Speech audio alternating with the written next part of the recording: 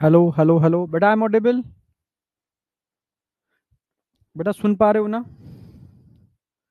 Hello, I am audible? सुन पा रहे हो?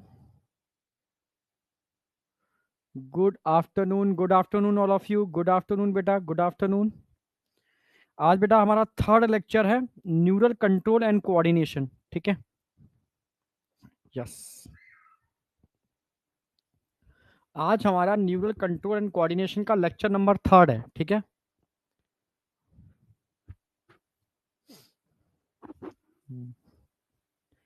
Yes sir. ठीक है, तो कंटिन्यू कर रहा हूँ बेटा मैं। ओके, राम राम बेटा, नमस्कार। ठीक है, कंटिन्यू करते हैं।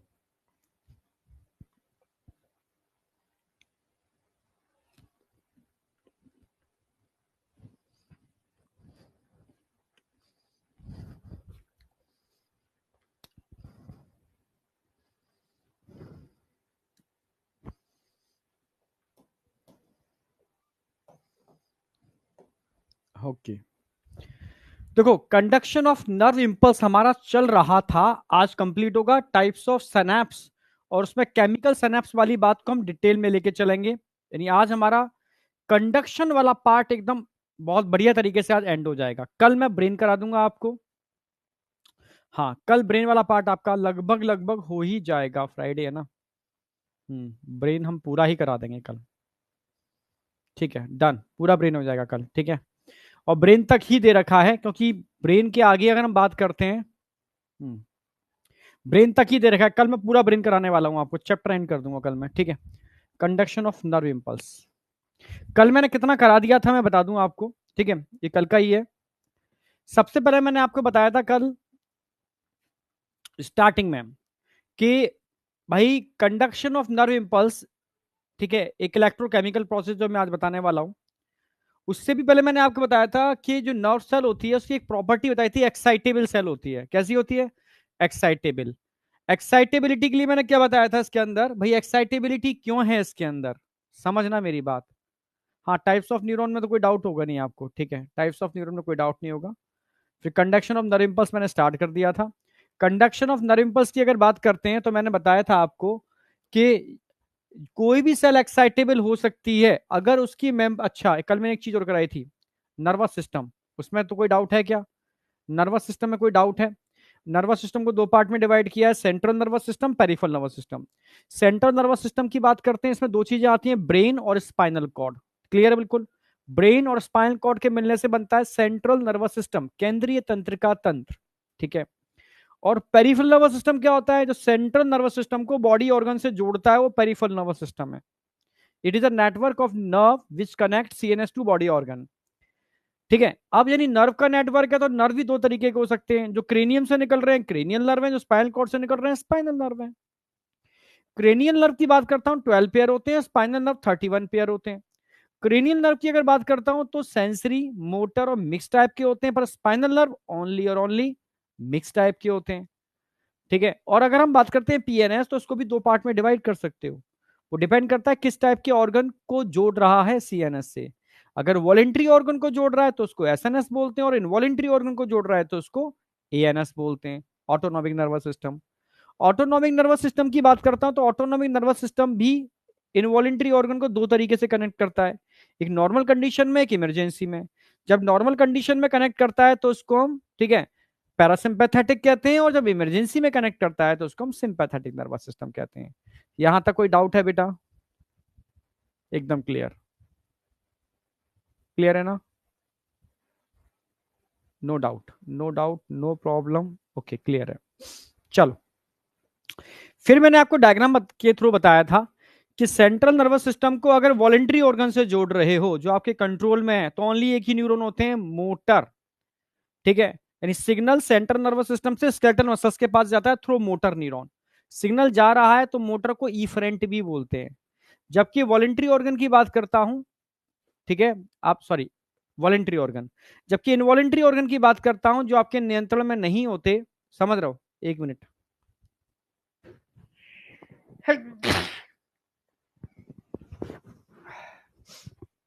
अब सही है, बहुत देर से आना चाह रही थी पर आ नहीं रही थी, ठीक है।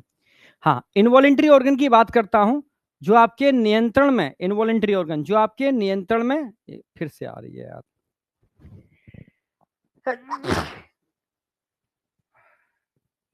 लगता है कोल्ड हो गया।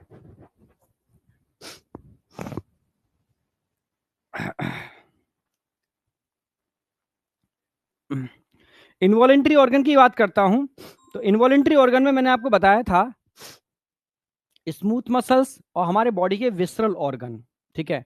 इसको जोड़ने के लिए एएनएस है, जिसको हम वीएनएस भी बोलते हैं, विसरल नर्वस सिस्टम।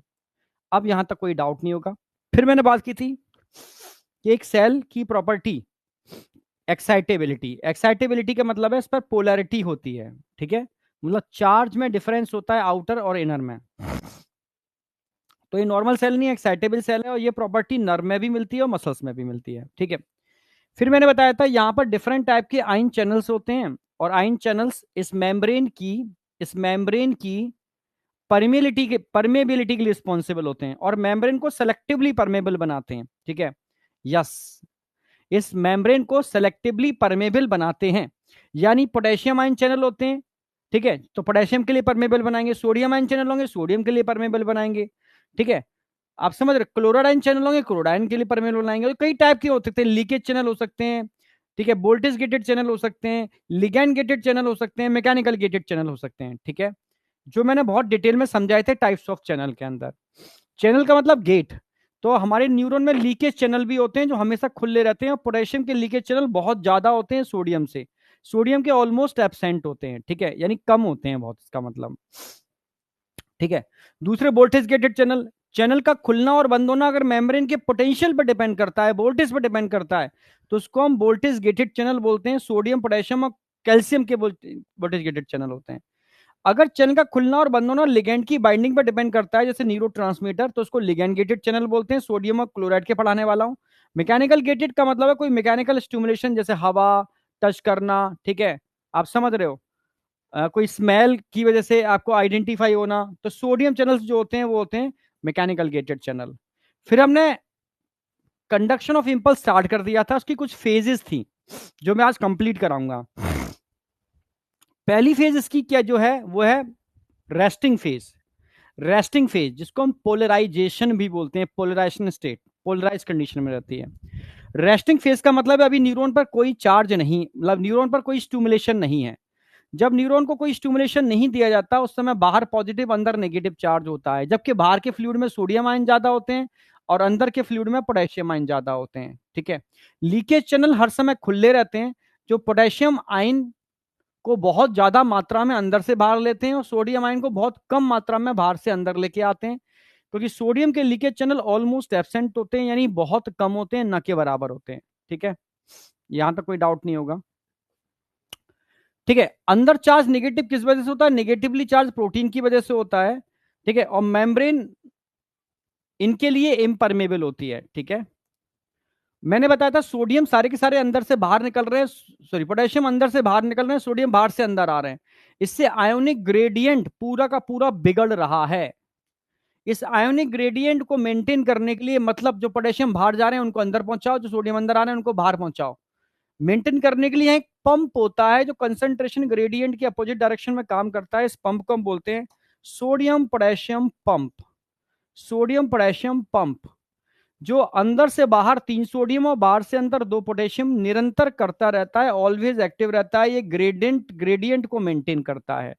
ये रेस्टिंग कंडीशन में जो पोटेंशियल डिफरेंस की मैं बात करूं, रेस्टिंग कंडीशन में मेम्ब्रेन पोटेंशियल डिफरेंस कितना निकलता है? -70 मिली वोल्ट। और मेम्ब्रेन की परमेबिलिटी रेस्टिंग कंडीशन में किसके लिए ज्यादा होती है? पोटेशियम आयन के लिए। अब बताओ, इतने क्वेश्चन सारे बन सकते हैं यहां से, इसमें किसी को कोई डाउट था? अगर इसमें डाउट नहीं है तो मैं अगली फेज पर एंटर कर रहा हूं, जिसको हम बोलते हैं डीपोलराइजेशन।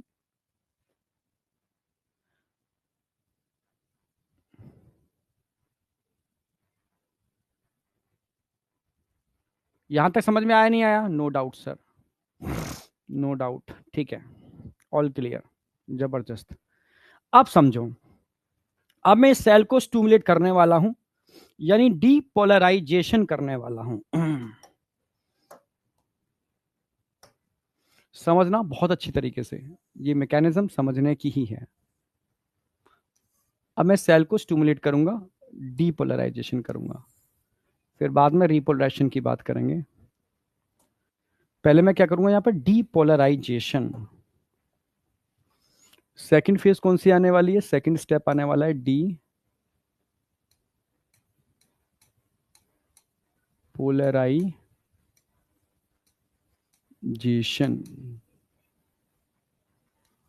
डीपोलराइजेशन, ठीक है। डीपोलराइजेशन एक्टिव फेज है।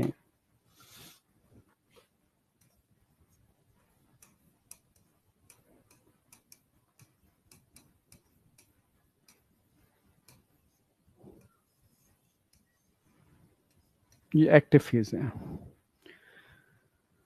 डीपोलराइजेशन एक्टिव फेज है, ठीक है। अब डीपोलराइजेशन जो एक्टिव फेज है उसमें होता क्या है,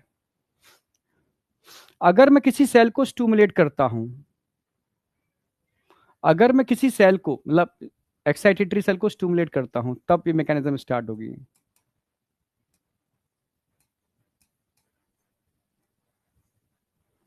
इस किसी भी सेल को मैं स्टिमुलेट करता हूं, तब क्या होगा,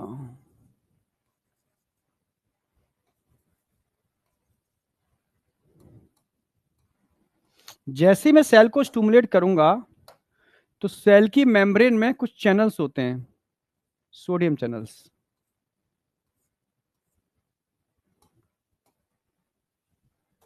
voltage gated sodium channels, sodium voltage gated channel.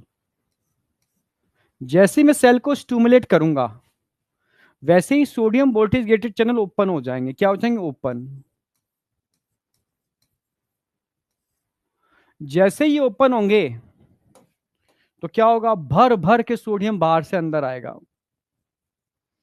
भर भर के सोडियम बाहर से अंदर आएगा, सोडियम बाहर से अंदर आना चालू हो जाएगा। कौन अंदर आ रहा है, सोडियम आयन।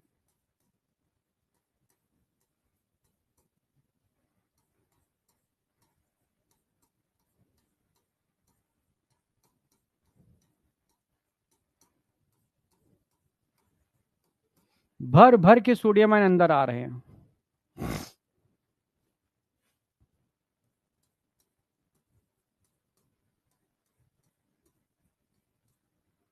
भर भर के सोडियम आयन अंदर आ रहे हैं। भाई पोटेशियम आयन अंदर पहले से थे, अब सोडियम भी अंदर आ गए, दोनों मिलकर के निगेटिवली चार्ज प्रोटीन पर डोमिनेंट हो जाएंगे और अंदर चार्ज कैसा हो जाएगा, पॉजिटिव। अंदर चार्ज कैसा हो जाएगा, पॉजिटिव, क्योंकि पॉजिटिव बहुत ज्यादा हो गया। और बाहर कैसा हो गया, नेगेटिव। पोटेंशियल डिफरेंस चेंज हो गया, पोटेंशियल डिफरेंस चेंज हो गया ड्यूरिंग डीपोलराइजेशन, ठीक है। वोल्टेज गेटेड सोडियम चैनल क्या हो गए, open. Voltage gated sodium channel open हो गए, सोडियम आयन अंदर आ गए और अंदर चार्ज कैसा हो गया, पॉजिटिव, क्योंकि पोटेशियम पहले से थे, सोडियम भी अंदर आ गए, दोनों मिलकर के निगेटिवली चार्ज प्रोटीन पर अपना डोमिनेंसी दिखाएंगे और अंदर का चार्ज पॉजिटिव हो जाएगा। इस समय आपसे पूछा जाए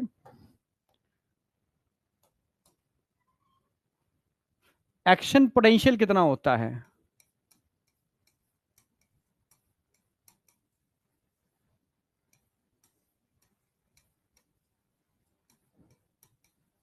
एक्शन पोटेंशियल इस समय कितना होगा, एक्शन पोटेंशियल।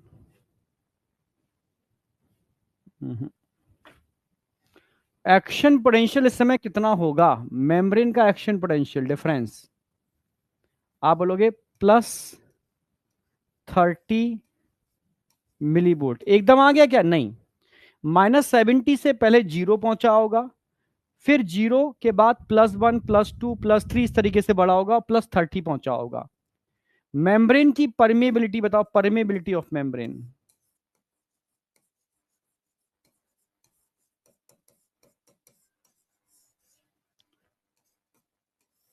ये आप जानते हो, परमेबिलिटी सोडियम आयन के लिए बहुत ज्यादा बढ़ जाएगी, पोटेशियम आयन के लिए कम हो जाएगी, क्योंकि सोडियम चैनल्स खुल गए। ये दो काम हो रहे हैं। ठीक है, डीपोलराइजेशन कितने प्लस पर होता है? +30 मिली वोल्ट पर होता है। वैसे तो +20 से +40 कहीं भी हो सकता है, क्योंकि बॉडी की अलग अलग पार्ट की सेंसिटिविटी अलग होती है, अलग अलग होती है। ठीक है, इसीलिए एक्शन पोटेंशियल भी अलग अलग टाइप का होता है। पर एनसीईआरटी में आपका स्टैंडर्ड वैल्यू +30 है। ठीक है, पर जैसे ही +30 चार्ज पहुंचेगा, समझना अगला स्टेप, एट +30 मिलीवोल्ट, जैसे ही +30 मिलीवोल्ट एक्शन पोटेंशियल पहुंचेगा, यहां से इंपल्स बन जाएगी, इंपल्स का फॉर्मेशन हो जाएगा और ये ट्रेवल कर जाएगी पूरे न्यूरॉन के अंदर। पर +30 से ऊपर नहीं जाना चाहिए। अगर +30 से ऊपर चला गया तो मामला बिगड़ जाएगा। तो इसीलिए नेचर ने सोडियम चैनल के अंदर दो गेट बनाए, एक इनएक्टिव होने वाले और एक बंद होने वाले। इनएक्टिव तुरंत होता है। तो +30 मिलीवोल्ट पर दो काम होंगे। क्या क्या काम होंगे +30 मिलीवोल्ट पर? पहला काम होगा inactivation, in activation inactivation of sodium voltage gated channel, तुरंत इनएक्टिवेट हो जाएंगे। और इनके इनएक्टिव होते ही सोडियम आयन की एंट्री एकदम स्टॉप हो जाएगी, तुरंत इनएक्टिव। बंद नहीं होंगे, बंद होने में टाइम लगता है। इनएक्टिव तुरंत हो जाएंगे मिली सेकेंड के अंदर। और जैसे ही +30 मिलीवोल्ट चार्ज पहुंचा, पोटेशियम वोल्टेज गेटेड चैनल क्या हो जाएंगे? ओपन। दो काम हो रहे हैं +30 मिलीवोल्ट पर। एक तो sodium voltage gated channel inactive हो रहे हैं और potassium voltage gated channel open हो रहे हैं। और जैसे ही potassium voltage gated channel open होंगे, वैसे ही क्या होने वाला है? पोटेशियम आयन अब अंदर से बाहर जाएंगे। तो अब क्या करना है आपको? रीपोलराइजेशन। अब रीपोलराइजेशन कब होगा? जब वापस चार्ज अंदर नेगेटिव -70 आए। अब सोडियम तो अंदर से बाहर नहीं जा सकता, डिफ्यूजन तो हाई कंसंट्रेशन से लो कंसंट्रेशन होगा ना। सोडियम बाहर से अंदर आ सकता है, अंदर से बाहर डिफ्यूज नहीं हो सकता। तो अंदर से बाहर सोडियम को पहुंचाना है, तो सोडियम पोटेशियम पंप जो हर समय चल रहा है वो करेगा। तो आप क्या कर सकते हो तुरंत निगेटिव लाने के लिए? पोटेशियम चैनल को खोल दो, तो पोटेशियम आयन तेजी से बाहर मूव करेंगे। पोटेशियम आयन तेजी से बाहर मूव करेंगे पोटेशियम आयन। तो जैसे ही पोटेशियम आयन तेजी से बाहर मूव करेंगे, यानी पॉजिटिव आयन बाहर जाने चालू हो गए, समझ लो अंदर अब वापस नेगेटिव आयन चाला आना चालू हो जाएगा। पॉजिटिव आयन बाहर आना चालू हो गए, मतलब समझ लो अब वापस अंदर नेगेटिव चार्ज आना चालू हो जाएगा। यानी +30 पर जैसे पोटेशियम वोल्टेज गेटेड खुलते हैं, पोटेशियम आयन मूव करते हैं, समझना। तो वापस अंदर चार्ज कैसा आ जाएगा? नेगेटिव।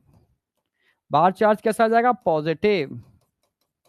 जैसा था वैसे ही कंडीशन आ गई। इसको बोलते हैं रीपोलराइजेशन, यानी पुनः अपनी स्थिति में आना।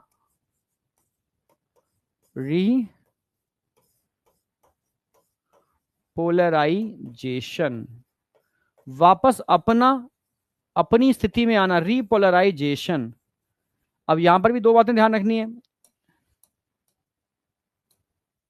इसका पोटेंशियल कितना होगा रीपोलराइजेशन का, और परमेबिलिटी किसके लिए ज्यादा होगी? सिंपल सी बात है। रीपोलराइजेशन का मतलब है इनिशियल फेज में आना, यानी -70। तो पोटेंशियल कितना होगा? -70 मिलीवोल्ट। -70 मिलीवोल्ट। परमेबिलिटी किसके लिए ज्यादा होगी? सीधी सी बात है, अब पोटेशियम चैनल खुल गए तो पोटेशियम आयन के लिए ज्यादा होगी, सोडियम आयन के लिए कम होगी, क्योंकि वो थोड़ी ना खुल गए हैं। ठीक है, और धीरे धीरे चार्ज -70 की तरफ मूव करेगा। +30 से 0 आएगा, फिर -1 -2 -3 इस तरीके से आना चालू होगा, क्योंकि धीरे धीरे अंदर नेगेटिवली चार्ज प्रोटीन की डोमिनेंसी आना चालू होगी वापस, क्योंकि पॉजिटिव आयन बाहर जा रहे हैं। जैसे जैसे पॉजिटिव आयन बाहर जाते जाएंगे, नेगेटिवली चार्ज प्रोटीन वापस डोमिनेंट होना चालू हो जाएगी। समझ रहे हो? तो नेगेटिवली चार्ज प्रोटीन वापस धीरे धीरे डोमिनेंट होना चालू हो जाएगी, क्योंकि पॉजिटिव चार्ज बाहर जा रहा है, अंदर वापस से नेगेटिव चार्ज आ जाएगा। इसको हम बोलते हैं रीपोलराइजेशन। पुनः अपनी स्थिति में लौटना, वापस अपनी नॉर्मल स्टेज में आना, इसको रीपोलराइजेशन बोलते हैं। अब बताओ, यहां तक किसी को कोई डाउट है? रीपोलराइजेशन पर एक बात ध्यान रखना, potassium all clear, potassium channel inactive होना नहीं जानते। नेचर ने इनएक्टिव होने की कैपेबिलिटी सिर्फ और सिर्फ सोडियम चैनल को दी है, और किसी को आता ही नहीं इनएक्टिव होना, सब बंद होते हैं, और बंद होने में टाइम लगता है, ठीक है, बंद होने में टाइम लगता है। तो यहां पर क्या होगा, जैसे ही -70 millivolt eight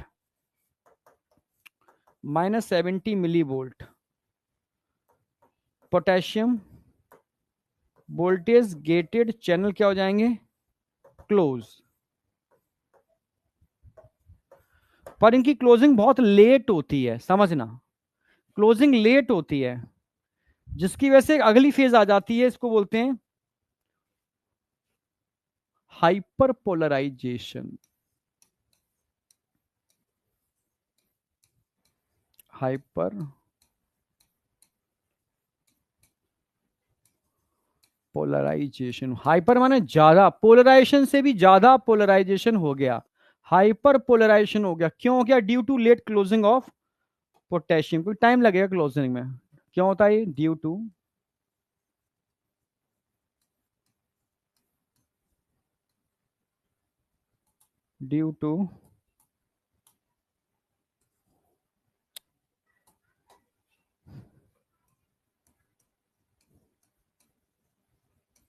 late closing of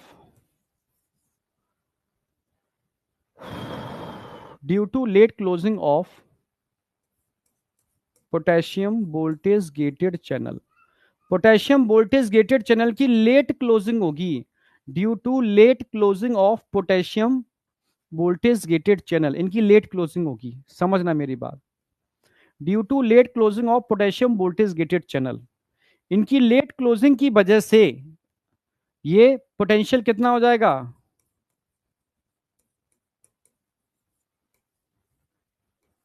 ये बहुत ज्यादा हो जाएगा, ज्यादा, माइनस -70 मिली वोल्ट से ज्यादा। कितना ज्यादा हो जाएगा? -90 मिली वोल्ट, -90 मिली, इसको बोलते हैं हाइपर पोलराइजेशन। क्योंकि हुआ क्या यहां पर, एक ही काम हुआ, पोटेशियम चैनल इनएक्टिव होना तो जानते नहीं है, पोटेशियम चैनल बंद होंगे, पर बंद होने में टाइम लगेगा।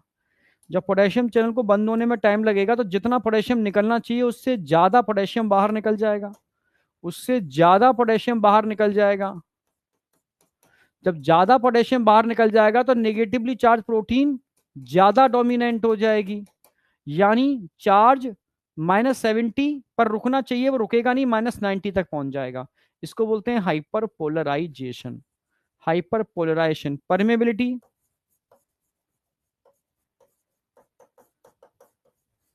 परमेबिलिटी ध्यान रखना है, पोटेशियम आयन के लिए परमेबिलिटी ज्यादा होगी, सोडियम आयन के लिए परमेबिलिटी कम होगी। अब बताओ, यहां तक कोई डाउट है? चार फेज आ गई। अब इन चारों फेजों को मैं एक अलग तरीके से समझाऊंगा, एकदम कंसेप्चुअल, और बेहतर तरीके से समझ आएगा, समझना।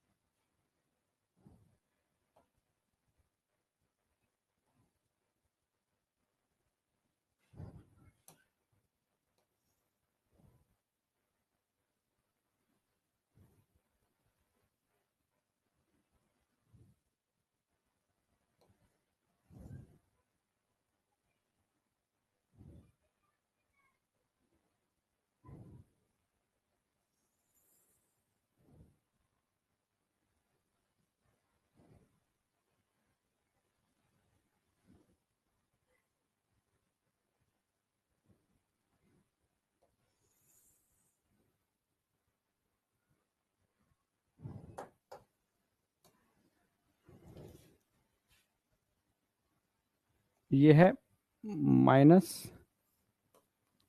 70 मिली वोल्ट, ये है -60 मिली वोल्ट, ये है 0 मिली वोल्ट, ये है +30 मिली वोल्ट। समझना, जैसे मान लो एक बस है,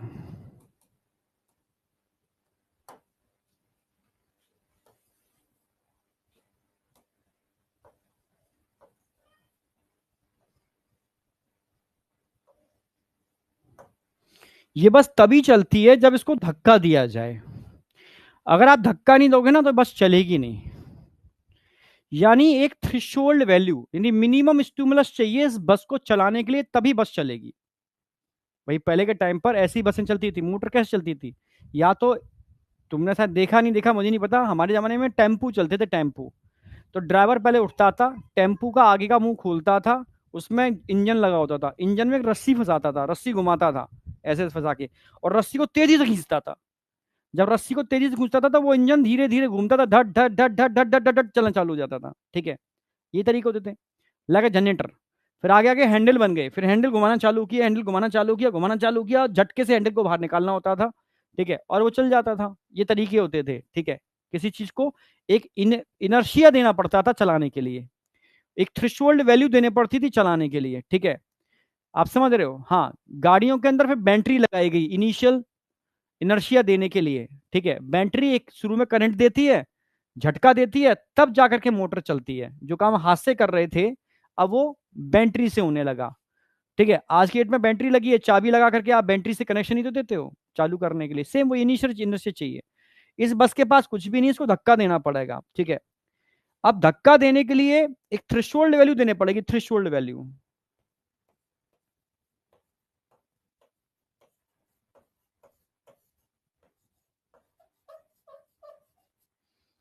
थ्रेशोल्ड वैल्यू का स्टिमुलेशन देना पड़ेगा। मानो एक रामू आया, रामू ने धक्का लगाया, गाड़ी नहीं हिली। श्यामू आया, श्यामू ने धक्का लगाया, गाड़ी थोड़ी सी हिली, पर अभी भी थ्रेशोल्ड वैल्यू नहीं आई। अब मोहन आया, मोहन ने भी मिलकर के इस गाड़ी में धक्का लगाया, अब गाड़ी चल पड़ी, गाड़ी आगे बढ़ी, और आगे बढ़ करके फिर अपनी जो कांस्टेंट स्पीड थी उससे आगे चल पड़ी। यानी थ्रेशोल्ड वैल्यू, वो मिनिमम स्टिमुलस जो किसी भी चीज को चलाने के लिए रिक्वायर्ड होता है, उसको थ्रेशोल्ड स्टिमुलस से थ्रेशोल्ड वैल्यू बोलते हैं। तो थ्रेशोल्ड वैल्यू देने पड़ेगी। सेम यहां पर भी ध्यान रखना है, क्योंकि यहां पर ध्यान रखना, स्टिमुलेशन देने से क्या खुल रहे हैं? Voltage gated sodium channel. पर वोल्टेज गेटेड सोडियम चैनल तो तब खुलते हैं जब मेम्ब्रेन का वोल्टेज चेंज हो। समझना, और मेम्ब्रेन का वोल्टेज तब चेंज होगा जब ये चैनल खुलेंगे। तो चैनल को खोलने के लिए आपको मिनिमम स्टिमुलस देना पड़ेगा। समझ रहे हो? जो इन सोडियम चैनल को खोलने के लिए रिक्वायर्ड है। समझना, तो ये चैनल तभी खुलेंगे, यानी डीपोलराइजेशन तभी होगा जब आप कम से कम इतना स्टिमुलस दो कि -70 से -60 पहुंचा दे। अगर -60 तक नहीं आया, ये चार्ज -60 तक नहीं आया, तो डीपोलराइजेशन नहीं होगा। या मैं ऐसे भी कह सकता हूं, ऐसे समझ लो, ऐसे समझ लो, एक तरीके से और समझाता हूं मैं आपको।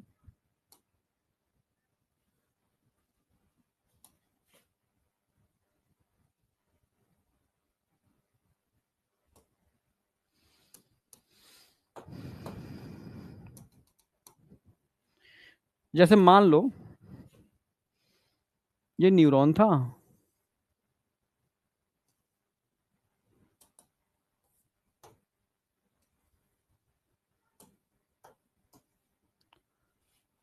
ये साइटोन है, साइटोन की ब्रांच है, साइटोन की ब्रांच है, साइटोन की ब्रांच है, ये ब्रांच है dendron, dendron.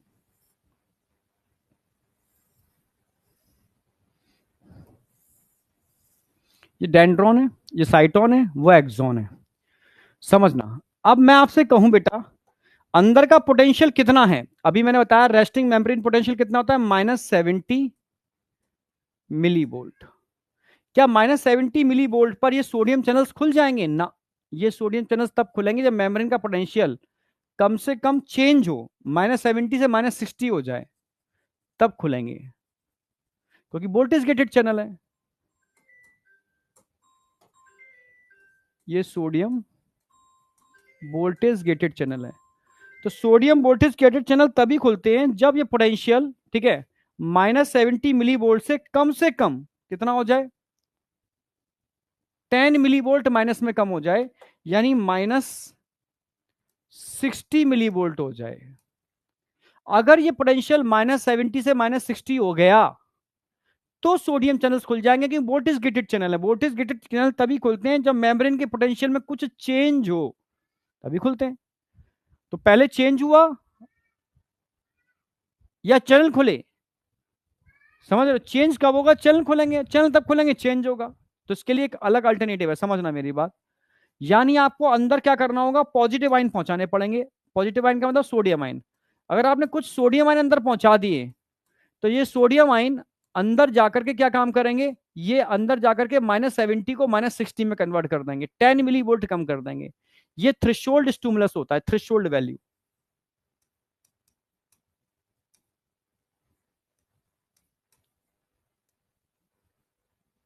Threshold stimulus, threshold stimulus दोगे तब -70 से -60 पहुंचेगा। थ्रेशोल्ड वैल्यू का मतलब है it is a minimum stimulus which responsible for opening of voltage gated channel. ठीक है, यानी आपने धक्का दिया, समझ रहे हो? ये कहां से आया थ्रेशोल्ड वैल्यू, -70 को -60 कर रहे हैं सोडियम आयन से। अब सोडियम आयन कहां से आएंगे, तो अब इसके लिए लिगैंड गेटेड चैनल रिस्पॉन्सिबल होते हैं। कौन से चैनल, लिगैंड गेटेड चैनल। तो डेंड्रोन पे लगे होते हैं ligand gated channel, ligand gated channel. जैसे मानो किसी ने कोई परफ्यूम खोला, तो परफ्यूम का पार्टिकल आएगा, वो लिगेंट है, वो यहां आकर के बाइंड कर जाएगा। जैसे ही बाइंड करेगा, चैनल खुल जाएंगे, और चैनल खुलने से क्या हो जाएगा, सोडियम आयन तेजी से अंदर जाएंगे। ज्यादा नहीं जाएंगे, थोड़े से सोडियम अंदर अंदर जाएंगे। तो ये चैनल कौन से हैं, ये लिगेंट गेटेड चैनल हो सकते हैं, या मैकेनिकल गेटेड चैनल हो सकते हैं, पर चैनल होंगे सोडियम के। सोडियम के लिगैंड गेटेड या सोडियम के मैकेनिकल गेटेड चैनल होंगे, वो पहले खुलेंगे। ये है थ्रेशोल्ड स्टिमुलस।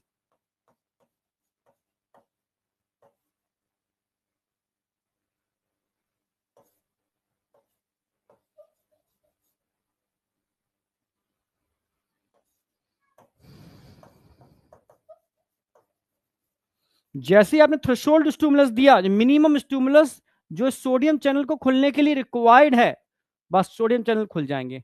इससे क्या होगा, इतना सोडियम चला जाए अंदर कि -70 को -60 में कन्वर्ट कर दे। तो बस जैसे ही -60 पहुंचेगा, ये सोडियम चैनल्स खुल जाएंगे, क्योंकि वोल्टेज गेटेड चैनल है।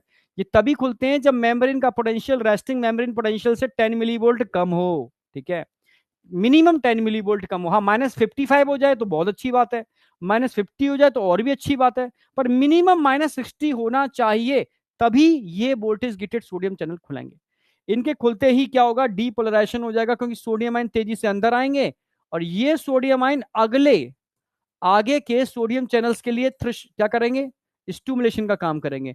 इस तरीके से स्टूमुलेशन आगे बढ़ता जाएगा और चार्ज आगे मूव करता जाएगा, समझ रहे हो? तो इसको खोलने के लिए ये सोडियम, आगे वाले खोलने के लिए ये सोडियम, फिर सोडियम अंदर आएंगे, वो अगले वाले को खोलेंगे। समझ रहे हो? इसको बोलते हैं डीपोलराइजेशन। समझ में आया, नहीं आया? अब जब सोडियम आयन अंदर आएंगे, तो अब जरा बताओ अंदर का चार्ज अब कैसा हो जाएगा भाई, अब उल्टा हो जाएगा। अंदर पॉजिटिव, अंदर पॉजिटिव हो जाएगा, अंदर पॉजिटिव हो जाएगा, अंदर पॉजिटिव हो जाएगा, और बाहर नेगेटिव हो जाएगा। उल्टा हो गया ना, डीपोलराइजेशन, डीपोलराइजेशन, ये हो गया डीपोलराइजेशन। ये अगली स्टेज है, मान लो ये ए है, ये ए अवस्था है, ये बी अवस्था है। अगली स्टेज में अभी क्या होगा, अगली स्टेज में तो अंदर अभी नेगेटिव है, अंदर नेगेटिव है, क्योंकि अभी कुछ हुआ नहीं है। बाहर पॉजिटिव है, अंदर नेगेटिव है, बाहर पॉजिटिव है। तो आपसे कहा जाए कंडक्शन किस डायरेक्शन में होता है, कंडक्शन हमेशा एक ही डायरेक्शन में होगा, पॉजिटिव से नेगेटिव, पॉजिटिव से नेगेटिव। ए में समझ रहे हो, पॉजिटिव। और ऊपर पूछूंगा, ऊपर क्या होगा, तो ऊपर अपोजिट नहीं होगा, पॉजिटिव से नेगेटिव, ऐसे पॉजिटिव नेगेटिव ऐसे। इससे क्या हो रहा है, एक सर्किट बन रहा है। इस सर्किट की हेल्प से यहां पर इंपल्स कंडक्शन होगा, इंपल्स ऐसे मूव करेगी एक ही डायरेक्शन में। यानी अगर आपसे डायरेक्शन ऑफ कंडक्शन पूछा जाए, डायरेक्शन ऑफ कंडक्शन, तो ऑलवेज एक ही डायरेक्शन है, प्लस चार्ज से minus charge, positive to negative. और आपसे कहा जाए बताओ आउटर मेम्ब्रेन पर कहां से कहां होगा, आउटर मेम्ब्रेन पर,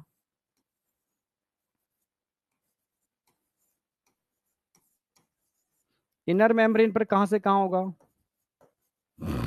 ये पूछा जाए तो क्या बताओगे।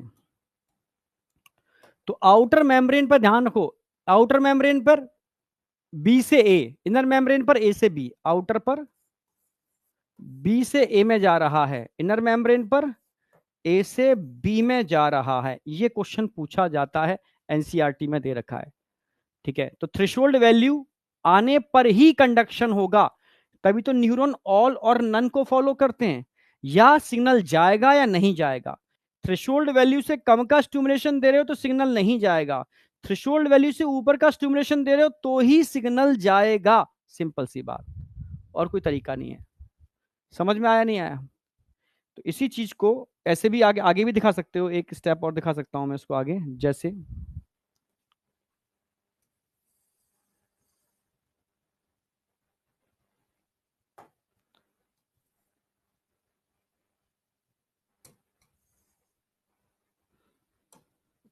ये ए था, ये बी था, ये सी था। अब ए में अभी डीपोलराइजेशन हुआ था ना, ए में डीपोलराइजेशन हुआ था। ए में डीपोलराइजेशन होने से क्या हुआ, ए में डीपोलराइजेशन होने से सोडियम आयन अंदर आ गए।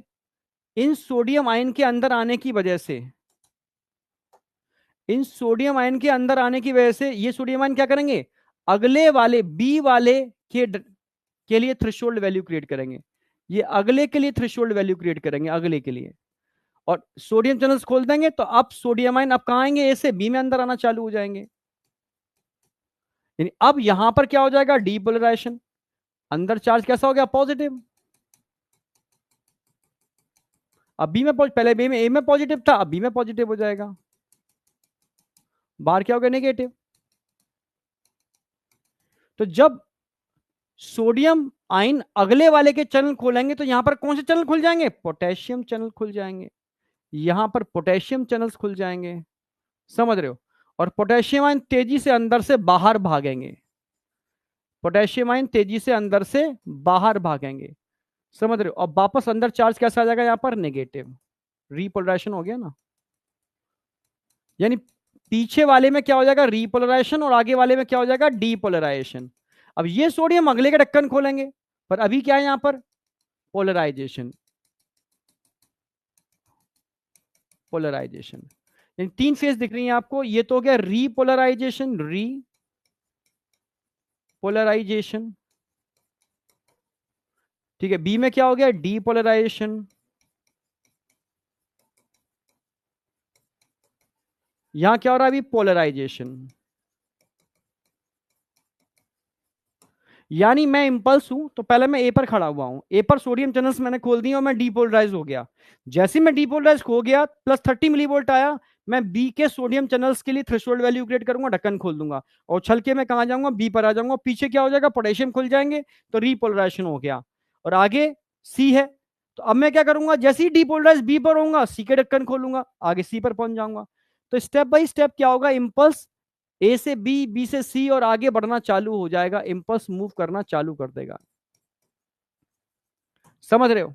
इंपल्स मूव करना चालू करेगा, पहले ए से बी, बी से सी। यानी इंपल्स पहले यहां के सोडियम खोलेंगे, ये सोडियम अगले के ढक्कन खोल देंगे, ये सोडियम अगले के ढक्कन खोल देंगे, सोडियम अगले के ढक्कन खोल देंगे, और पीछे पोटेशियम ऑटोमेटिकली खुलते चले जाएंगे। यानी पीछे रिपोलराइजेशन, आगे डीपोलराइजेशन, पीछे रिपोलराइजेशन, आगे डीपोलराइजेशन, और इंपल्स यूनि डायरेक्शन फ्लो कर जाएगा। समझ में आया नहीं आया। पर सोडियम चैनल्स तभी खुलेंगे जब एक्सॉन की नेक पर थ्रेशोल्ड वैल्यू जनरेट करो, और थ्रेशोल्ड वैल्यू तभी जनरेट करेगी जब लिगैंड गेटेड या मैकेनिकल गेटेड चैनल जो डेंड्रोन पर लगे होते हैं उनको स्टिमुलस मिले। वो मैकेनिकल भी हो सकता है, केमिकल भी हो सकता है, समझ रहे हो ना। इलेक्ट्रिकल नहीं होगा, मैकेनिकल होगा, ठीक है, समझ रहे हो, मैकेनिकल स्टिमुलस हो सकता है या कोई लिगैंड गेटेड, लिगैंड की बाइंडिंग से होगा, ठीक है, वही कोई न्यूरोट्रांसमीटर हो सकता है, कोई भी लिगैंड की बाइंडिंग से हो सकता है। उनके होने से कुछ सोडियम अंदर जाएंगे, तब ये थ्रेशोल्ड वैल्यू जनरेट होगी, तब जाकर के ये साइकिल चलेगी। इसी चीज को मैं यहां पर समराइज करूंगा अगर एक साथ, तो यहां समराइज कर सकता हूं इसको कि सबसे पहले ट्रक को चलाने के लिए आपको थ्रेशोल्ड स्टिमुलस, थ्रेशोल्ड वैल्यू लगाने पड़ेगी तब ट्रक चलेगा। तो आपने -70 से -60, ये थ्रेशोल्ड स्टिमुलस है। ये क्या है? थ्रेशोल्ड स्टिमुलस,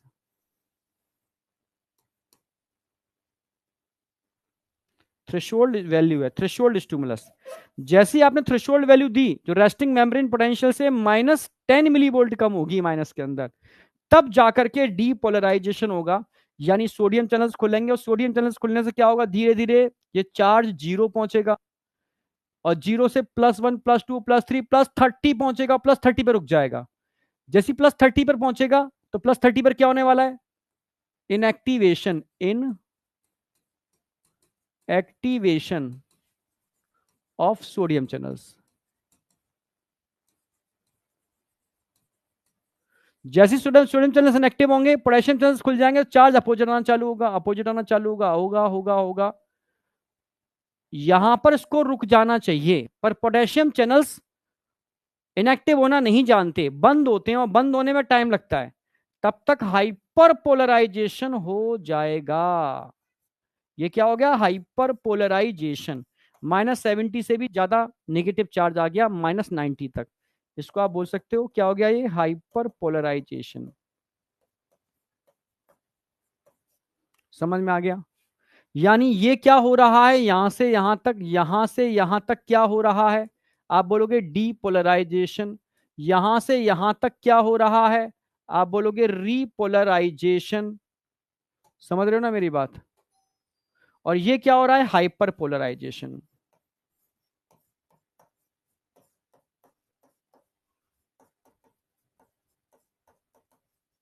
अब बताओ, सारी फेज समझ में आई?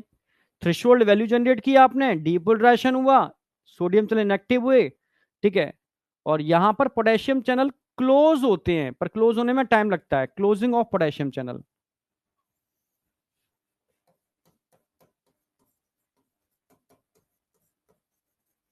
पर क्लोज्ड होने में टाइम लगता है, इसलिए हाइपर पोलराइजेशन एक बार हो जाता है। तो ये सारी चीजें समझ में आई होंगी, ठीक है। 4 मिली सेकेंड के अंदर, 4 से 5 मिली सेकेंड में 1 2 3, 4 मिली सेकेंड के अंदर सब कुछ हो जाता है। अब मुझे बताओ, ये इस एक बार समरी और दे दी मैंने इसकी, ठीक है। अब बताओ, डीपोलराइजेशन, रीपोलराइजेशन, अब कोई डाउट है? 3 4 तरीके से समझा दिया। यस, जब तक ये इंपल्स, समझो एक इंपल्स बन गई, वो चली गई, पीछे दूसरी इंपल्स बन सकती है। इस पटरी पर एक ट्रेन निकल गई, तो ऐसा नहीं है कि वो ट्रेन जब तक स्टेशन पर नहीं पहुंचेगी दूसरी ट्रेन नहीं चलेगी। जैसे ही ट्रेन ने स्टेशन छोड़ा, पीछे दूसरी ट्रेन आप छोड़ सकते हो, पीछे पीछे दूसरी ट्रेन को आप चालू कर सकते हो।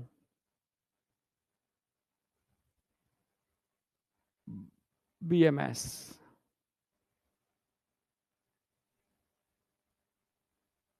ये एक बच्चा आ गया, इतने सारे बच्चों में एक निकला, एक मिल गया मुझे, ठीक है। धीरे पढ़ाओ सर, सब ऊपर जा रहा है। कौन है भाई? एक बार फिर से लिखो उसको, पहचान तो लू कौन है। सोचो, एक ही बात को शायद मैं 5 से 6 बार कह रहा हूं, 6 बार, और एक ही बात को कितने तरीके से करा रहा हूं, ग्राफ बना के समझा रहा हूं, ट्रेन चला के समझा रहा हूं, गाड़ी दौड़ा के समझा रहा हूं। तो सोचो उस बच्चे को फिजिक्स कैसे समझ में आती होगी।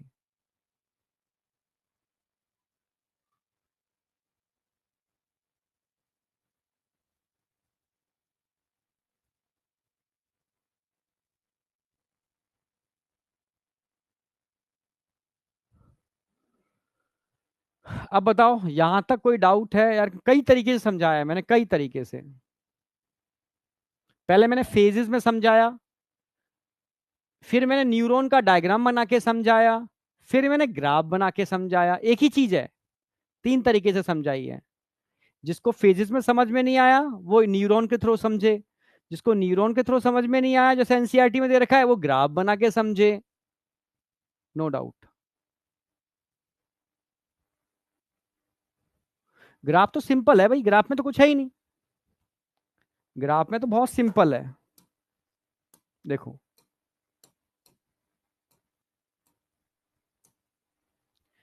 सबसे पहले क्या हो रहा है भाई, आपने थ्रेशोल्ड वैल्यू दी, थ्रेशोल्ड स्टिमुलस दिया, तो -70 से -60 आ गया, जो मैंने अभी दे के दिखाया था। जैसे ही आपने थ्रेशोल्ड व स्टिमुलस दिया, -70 से -60 आ गया, सोडियम चैनल्स खुल जाएंगे। यानी यहां पर क्या हो गया, यहां पर क्या हो रहा है, यहां से यहां तक ओपनिंग ऑफ सोडियम चैनल्स, यहां से यहां तक क्या हो रहा है, आप बोलोगे ओपनिंग ऑफ सोडियम चैनल्स। क्या हो रहा है यहां से यहां तक, ओपनिंग ऑफ सोडियम चैनल्स। ये क्या हो रहा है यहां पर, ओपनिंग ऑफ सोडियम चैनल्स।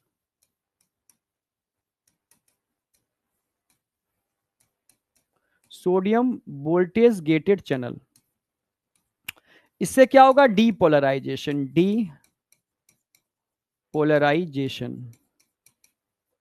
ठीक है, यहां पर जैसे सोडियम चैनल नेगेटिव होंगे और पोटेशियम एंड पोटेशियम ओपन हो जाएंगे, potassium voltage gated channel open हो जाएंगे। जैसे ही ओपन होंगे तो ये नीचे आना चालू हो जाएगा, नीचे यहां तक आएगा, यहां तक, यहां तक क्या हो रहा है, इसमें क्या हो रहा है, आप बोलोगे रीपोलराइजेशन, रीपोलराइजेशन। तो यहां पर पोटेशियम को बंद हो जाना चाहिए था, इनएक्टिव, इनएक्टिव होना जानते नहीं, बंद होना स्टार्ट हो जाएंगे। पर नहीं, दरवाजे बंद हो रहे हैं, बंद हो रहे हैं, बंद हो रहे हैं, बंद होना चालू हो गए, पर बंद होने में टाइम लग रहा है, तब तक तो बहुत सारे लोग अंदर आ जाएंगे। समझ रहे हो ना मेरी बात। तो बहुत सारा पोटेशियम बाहर निकल जाएगा, जिसकी वजह से नेगेटिव चार्ज ज्यादा आ जाएगा, इसको बोलते हैं हाइपर पोलराइजेशन। हाइपर पोलराइजेशन हो गया, रीपोलराइजेशन हो गया, और डीपोलराइजेशन हो गया, और थ्रेशोल्ड स्टिमुलस हो गया। ये तो समझाया था मैंने। सारी फेज समझ में आ गई होंगी। ठीक है, अब यहां तक कोई डाउट नहीं होना चाहिए। इसके बाद हम चालू करेंगे types of synapse.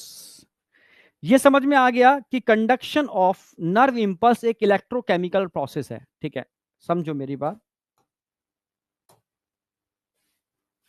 Types of synapse, इसका मैं एक स्लाइड और बना लेता हूं।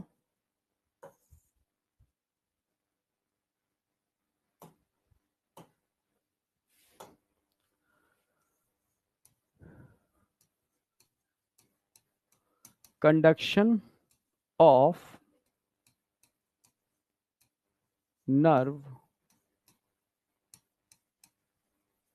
इंपल्स कैसी प्रोसेस है, इलेक्ट्रोकेमिकल प्रोसेस।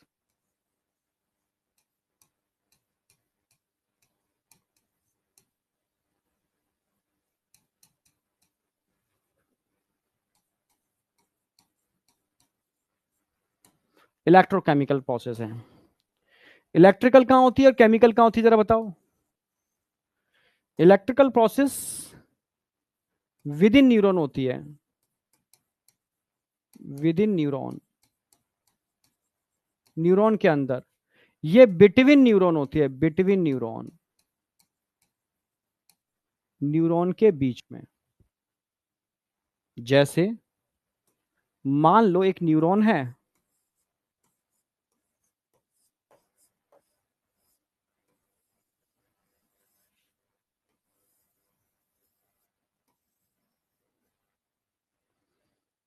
अब ये न्यूरॉन दूसरे, ये दूसरा न्यूरॉन है,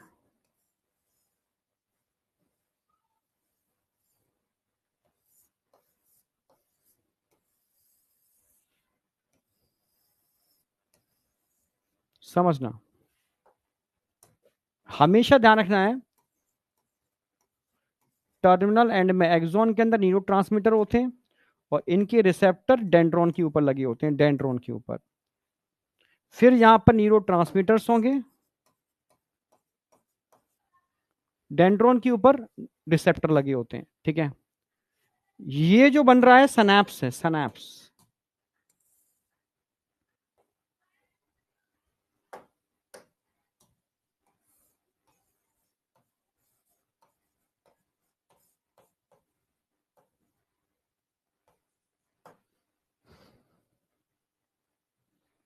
सिनैप्स, एक सिनैप्स दिखा रहा हूं मैं, ठीक है। तो अब कंडक्शन कहाँ होगा? भाई ये डेंड्रॉन है। हमेशा कंडक्शन मैंने बताया था डेंड्रॉन से साइटोन की तरफ जाएगा, फिर साइटोन से ये अंदर जा रहा है एक्सोन के टर्मिनल। किसकी फॉर्म में जा रहा है? चार्ज की फॉर्म में। चार्ज की फॉर्म में। तो ये इलेक्ट्रिकल कंडक्शन कहाँ हुआ? इलेक्ट्रिकल कंडक्शन कहाँ हुआ? न्यूरॉन के अंदर। तो विद इन न्यूरॉन क्या चल रहा है? इलेक्ट्रिकल कंडक्शन चल रहा है। पर दो न्यूरॉन के बीच में गैप ज्यादा होता है, दो न्यूरॉन के बीच में गैप ज्यादा होता है, इसलिए यहां पर न्यूरो की रिक्वायरमेंट होती है। न्यूरो, ये केमिकल प्रोसेस हो गई, ठीक है। दो न्यूरॉन के बीच में केमिकल प्रोसेस हो गई। हमेशा डेंड्रॉन के पास रिसेप्टर और एक्सोन के पास न्यूरो होते हैं, तो कंडक्शन यूनिडायरेक्शनल ही हो सकता है, ठीक है। फिर डेंड्रॉन से कहां जाएगा? साइटोन। साइटोन से कहां जाएगा? एक्सोन। और फेम इसके बाद कहां जाएगा? डेंड्रॉन। आप समझ रहे हो? हमेशा यूनिडायरेक्शनल कंडक्शन कैसा होगा? यूनिडायरेक्शनल।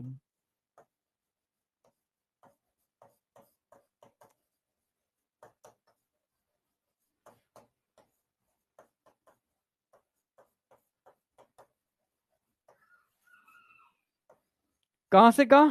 डेंड्रॉन से साइटोन से डेंड्रॉन, सॉरी एक्सॉन से डेंड्रॉन,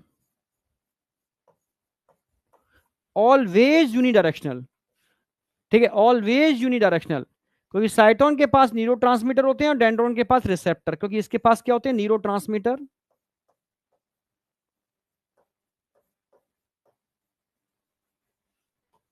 इसके पास क्या होते हैं? रिसेप्टर, ठीक है। तो कभी भी यहां से यहां नहीं हो सकता, हमेशा यहां से यहां ही जाएगा, और कोई तरीका है ही नहीं। समझ रहे हो?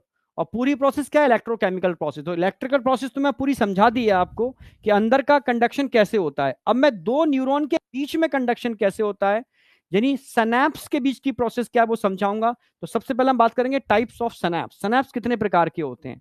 सनैप्स दो प्रकार के होते हैं। सनैप्स का मतलब है पेयरिंग। जैसे आपने अभी सेल साइकिल में भी पढ़ा होगा, एक क्रोमोसोम इधर आया, एक क्रोमोसोम इधर आया, दो क्रोमोसोम मिलकर के आपस में पेयरिंग कर रहे हैं, सैनाप्सिस बोलते हैं इसको। Synapsis is the process of pairing, और सैनाप्स इज द पेयर। तो सबसे पहले मैं बात करूंगा टाइप्स ऑफ सैनाप्स। सैनाप्स दो प्रकार के होते हैं, एक होगा इलेक्ट्रिकल सैनाप्स, एक होगा केमिकल सैनाप्स। ये दूसरा केमिकल सैनाप्स, इलेक्ट्रिकल एंड केमिकल सैनाप्स।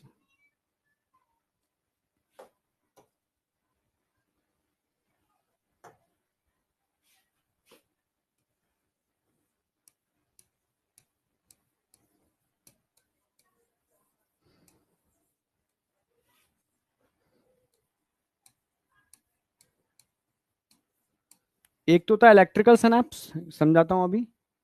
एक होता है केमिकल सैनाप्स।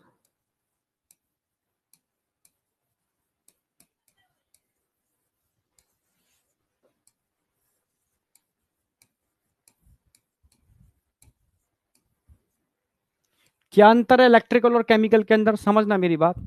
क्या डिफरेंस है इलेक्ट्रिकल सैनैप्स और केमिकल सैनैप्स के अंदर? देखो, ये मान लो कोई एक्साइटेबल सेल है,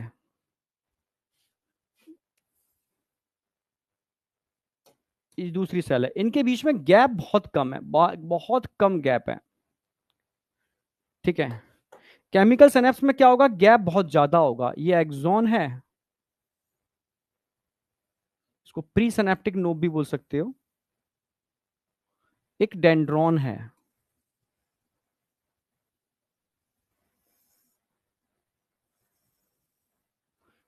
ठीक है, इसको पोस्ट सिनेप्टिक नोब बोल सकते हो। देखो यहां गैप कम है, वहां गैप ज्यादा है।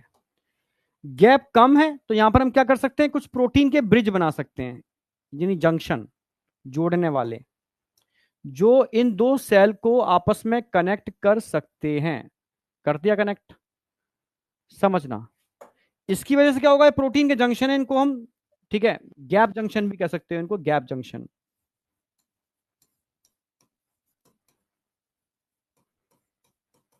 गैप जंक्शन क्यों बने यहां पर? क्योंकि बीच का गैप, इसको सिनेप्टिक क्लेफ्ट बोलते हैं, बीच का गैप सिनेप्टिक क्लेफ्ट बहुत कम है।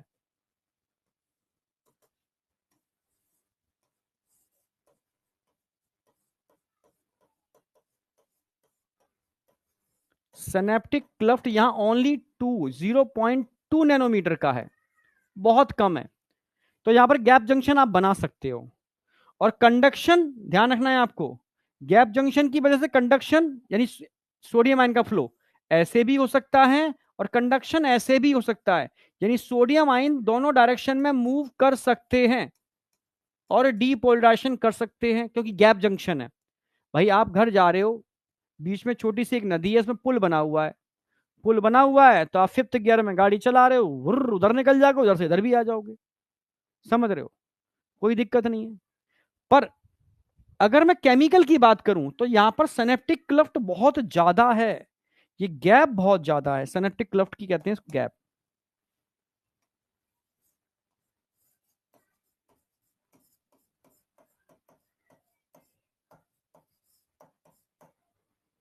ये सिनेप्टिक क्लफ्ट जो होता है वो 20 से 50 नैनोमीटर का होता है, बहुत ज्यादा,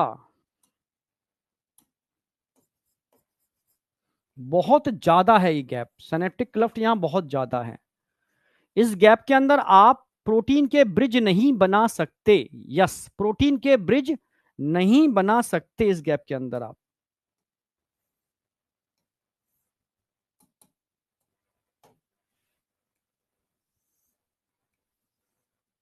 इस गैप में आप प्रोटीन के ब्रिज नहीं बना सकते, इसलिए नेचर ने क्या काम किया, यहां पर न्यूरो ट्रांसमीटर कंटेनिंग वेसाइकल्स बनाए, न्यूरो ट्रांसमीटर कंटेनिंग वेसाइकल्स बनाए, और दूसरे वाले के ऊपर इनकी रिसेप्टर्स बनाए, दूसरे वाले के ऊपर इनके रिसेप्टर्स बनाए। समझ रहे हो, इसको प्री सिनेप्टिक नोब बोल सकते हो।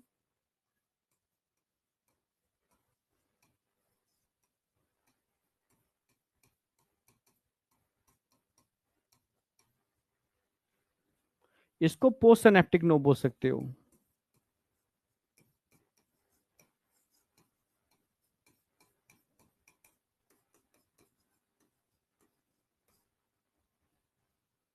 आप समझना, यहां पर न्यूरो ट्रांसमीटर्स होते हैं,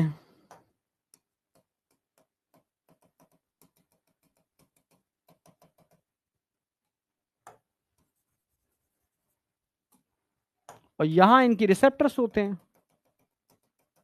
इसलिए कंडक्शन हमेशा यूनिडायरेक्शनल होगा यहां पर, हमेशा presynaptic knob to post synaptic knob, unidirectional, always unidirectional.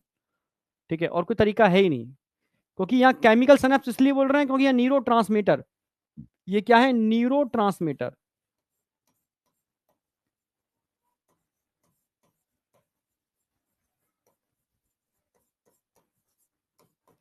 Present है, न्यूरो ट्रांसमीटर के थ्रू कंडक्शन हो रहा है, इसलिए आप इसको केमिकल सिनेप्सिस बोल सकते हो। ठीक है, अगर आप ऐसे रास्ते से घर जा रहे हो तो बताओ, आप घर देर से पहुंचोगे या टाइमली पहुंचोगे, टाइमली पहुंचोगे। यहां पर आपको थकान होगी नहीं होगी। अब देखो यहां से जा रहे हो, अगर वेसाइकल खाली हो गए तो बैठोगे, आप पार ही नहीं कर पाओगे। ठीक है, हमेशा यहां से यहीं जा सकते हो, यहां से यहां नहीं जा सकते, तो वेसाइकल का होना जरूरी है, पूरी मैकेनिज्म में टाइम लगता है, तो यहाँ डिले भी होगा और थकान भी होगी। ठीक है, सिनेप्टिक डिले और सिनेप्टिक फटीग दोनों देखने को मिल सकते हैं।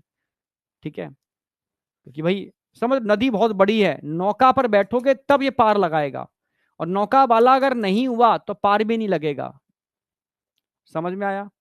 तो अब आ जाओ पॉइंट्स में लिख देता हूं। इलेक्ट्रिकल सिनेप्स में सिनेप्टिक क्लफ्ट ध्यान रखना है आपको। ठीक है, कंडक्शन ऑफ इम्पल्स,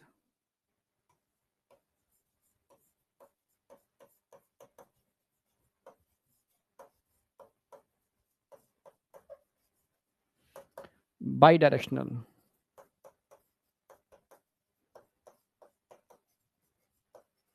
जबकि यहां पर कंडक्शन ऑफ इम्पल्स क्या होगा, ऑलवेज यूनिडायरेक्शनल।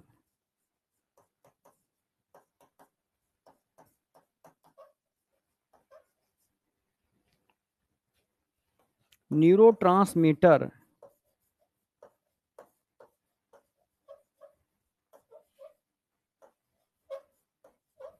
या नहीं होंगे, या न्यूरोट्रांसमीटर प्रेजेंट होंगे।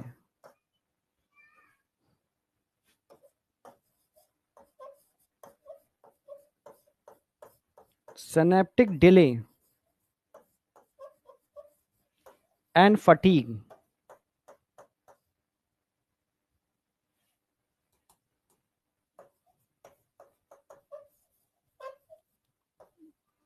यहां नहीं होगा, यहां दोनों चीजें प्रेजेंट होंगी।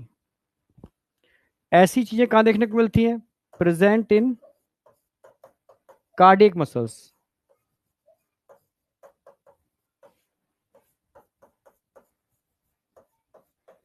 तो कार्डियक मसल्स में गैप जंक्शन होते हैं, नेवर फटीग, कभी थकते नहीं है। ऐसी कंडीशन कहां देखने को मिलेगी? Mostly present between neuron.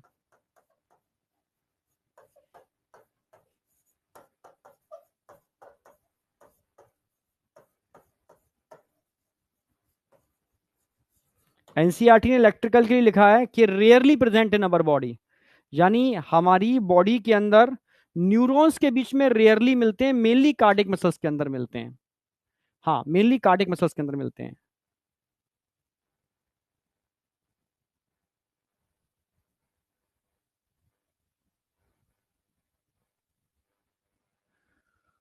आ- आर्यन, क्या चल रहा है? मेरे एक भैया हैं, उन्होंने कहा था कि डिप्रेस होके मेरी दोनों किडनी फेल हो गई थी, एंड देन वो डेड हो गए। तो भाई डिप्रेशन क्यों लेते हो? तुम्हें डिप्रेशन किस बात का है ये बताओ, किस चीज का डिप्रेशन है तुम्हें? यार मुझसे बात कर लिया करो इस दुनिया में। देखो, समझो, लोग बहुत बहुत, दुनिया में कोई खुश नहीं है, ध्यान रखना, ठीक है? और खुशी सब जगह है अगर आप चाहो तो, ठीक है, सोच लो तो। मैं इतना कह रहा हूँ, अगर आप ईमानदारी से पढ़ाई कर रहे हो तो कुछ ना कुछ बहुत अच्छा करके जाओगे, ये गारंटी है, ये गारंटी है। बहुत सारे बच्चे जो मेडिकल की तैयारी कर रहे थे, उनको पढ़ने की स्ट्रेटजी, पढ़ने के तरीके, मेहनत करना सब सीख लिया। फिर आगे जाकर के वो आर्ट साइड के कोई सब्जेक्ट भी लेते हैं ना, उसमें भी टॉप परफॉर्म करते हैं, और जिस फील्ड में जाते हैं टॉप लेवल पे ही जाते हैं, ठीक है? तो मेन चीज है यार, आप जहाँ मतलब दुनिया में आए हो तो जो भी काम करो बेहतर करो, ठीक है? वो आप कर पाओगे, ये गारंटी है, ठीक है? 1% मैं बात कर रहा हूँ, नहीं, 99%। अगर आप वास्तव में डेडिकेशन से पढ़ रहे हो तो सिलेक्शन होगा। 1% नहीं होता है तो आप इसके बाद जो भी करोगे अच्छा ही करोगे, ये गारंटी है। डिप्रेशन किस बात का?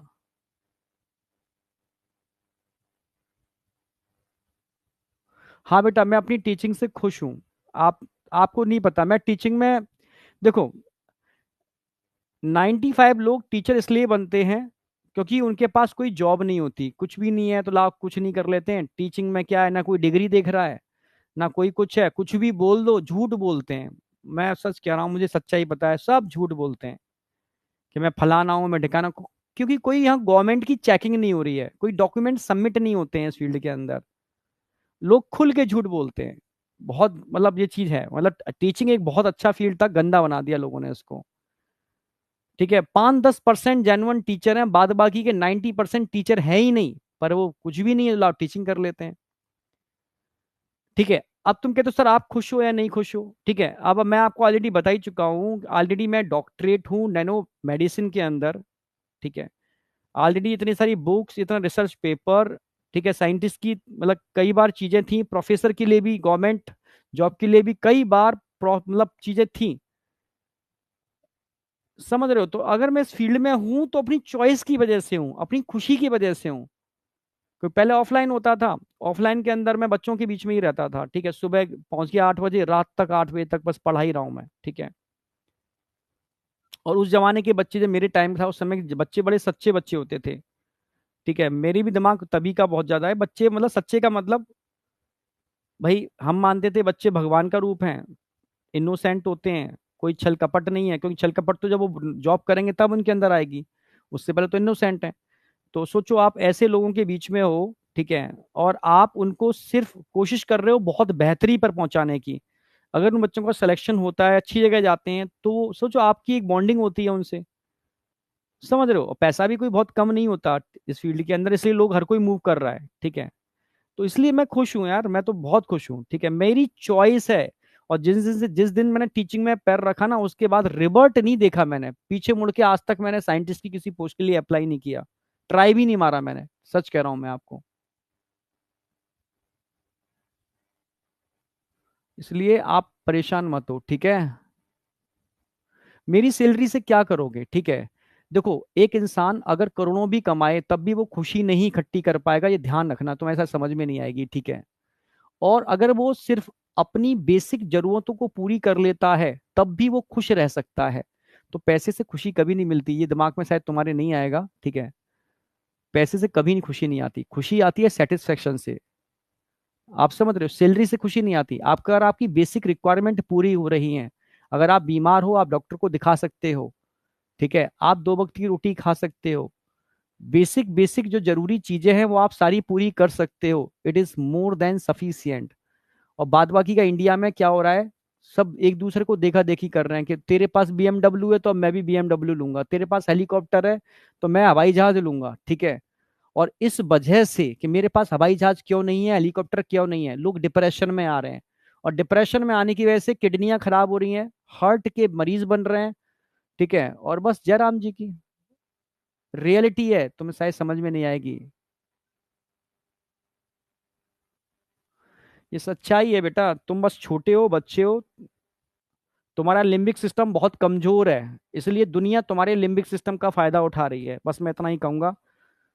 समझदार हो। अच्छा, लिम्बिक सिस्टम मैंने पढ़ाया नहीं है आपको, अभी पढ़ाने वाला हूँ, ठीक है। इमोशनल ब्रेन बोलते हैं लिम्बिक सिस्टम को, ठीक है। आपका जो इमोशनल ब्रेन लिम्बिक सिस्टम है सबसे कमजोर है, सबसे रद्दी टाइप का है, इसलिए लोग इसका फायदा उठाते हैं, ये सच बोल रहा हूं मैं, क्योंकि आपकी खुद की अपनी सोच नहीं है।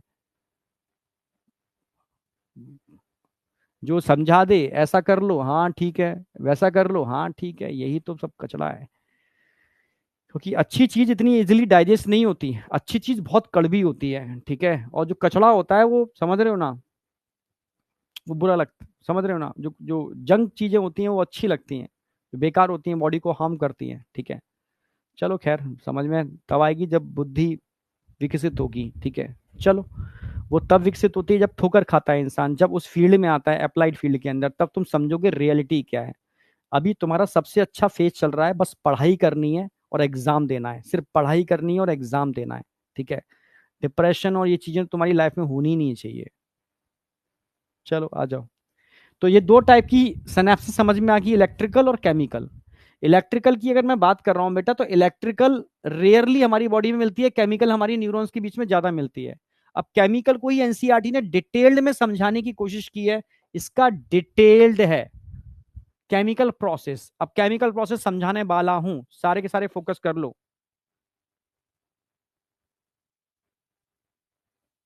अरे बैक स्लाइड इतनी देर से थी, तुम लिखे ही नहीं।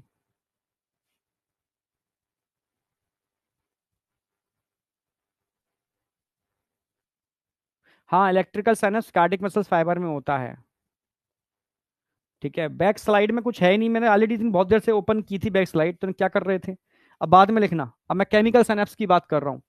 अब ये समझना है बेटा अच्छी तरीके से, दिमाग पूरा लगा देना, फिर मत कहना।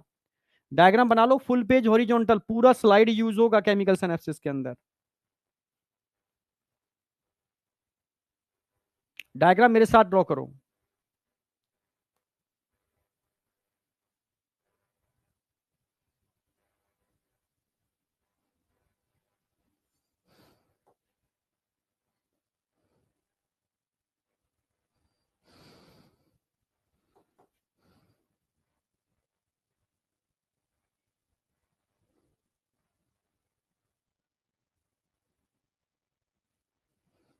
ठीक है।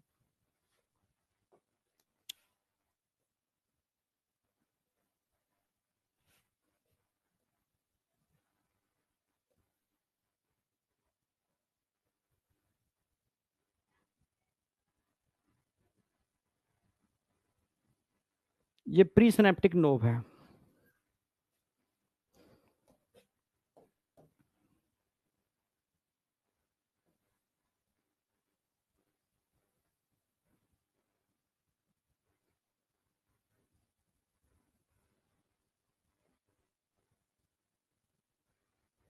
पोस्ट सिनेप्टिक नोव है डेंड्रॉन।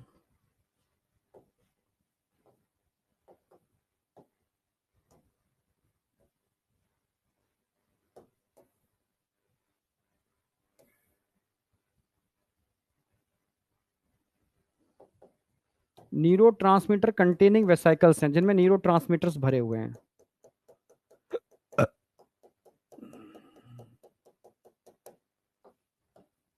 ये इनकी रिसेप्टर्स हैं।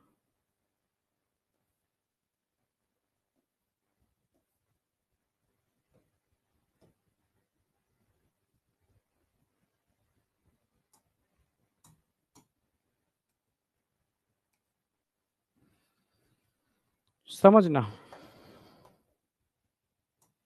ये इम्पल्स है, अंदर पॉजिटिव बाहर नेगेटिव। ये टर्मिनल टर्मिनल एक्सोन है, टर्मिनल एक्सोन, जहां पर कैल्शियम चैनल्स लगे होते हैं, तो यहीं पर ही होते हैं कैल्शियम चैनल्स हमेशा, voltage gated calcium channels, calcium voltage gated channels यहां लगे हुए हैं। ठीक है, अब समझना, अगर मैं कहूं कि इंपल्स यहां से मूव करते हुए सीधे इनसे टकराती है, कैल्शियम वोल्टेज गेटेड चैनल से टकराती है, तो तुरंत चैनल क्या हो जाएंगे, ओपन। अगर चैनल ओपन होंगे तो कैल्शियम आयन कहां जाएंगे, बाहर से अंदर आएंगे, सिंपल सी बात है, कैल्शियम आयन बाहर से अंदर आएंगे।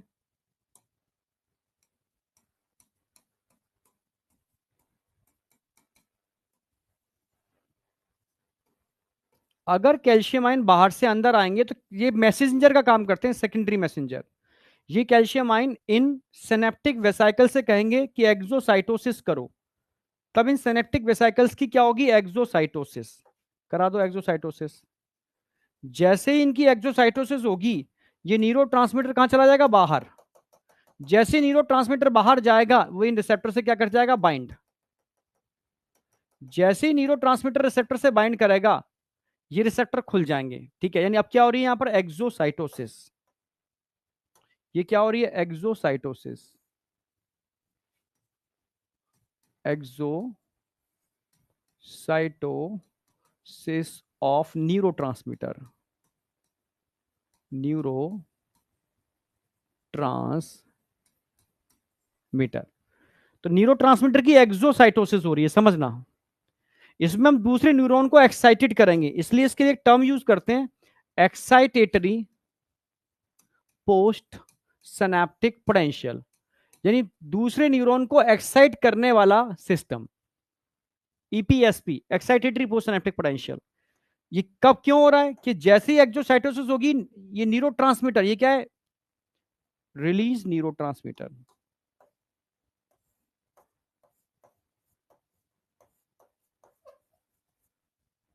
रिलीज की जगह मैं बाइंड कर दूं, बाइंडिंग ऑफ न्यूरोट्रांसमीटर,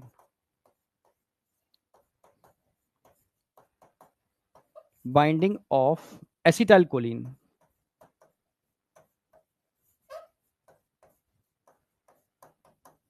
जैसे ही एसिटाइलकोलिन बाइंड करेगा, तुरंत ही ये चैनल, कौन से चैनल है, सोडियम चैनल्स हैं, लिगैंड गेटेड सोडियम चैनल्स हैं, सोडियम लिगैंड गेटेड चैनल, जैसे इसकी बाइंडिंग होगी ये ओपन हो जाएंगे।